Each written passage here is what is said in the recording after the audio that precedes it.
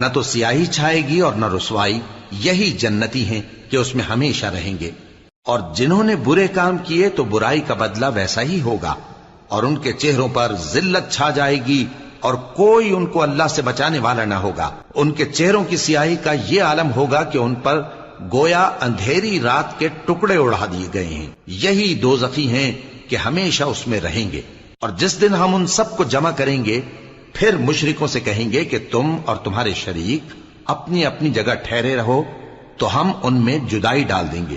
اور ان کے شریک ان سے کہیں گے کہ تم ہم کو تو نہیں پوجا کرتے تھے، بس ہمارے اور تمہارے درمیان اللہ ہی گواہ کافی ہے، ہم تمہاری پرستش سے بالکل بے خبر تھے۔ وہاں ہر شخص اپنے اعمال کی جو اس نے پہلے کیے ہوں گے جانچ کر لے گا، اور وہ اپنے سچے مالک اللہ کی طرف لوٹائے جائیں گے، اور جو کچھ وہ جھوٹ باندھا کرتے تھے سب ان سے جاتا رہے گا۔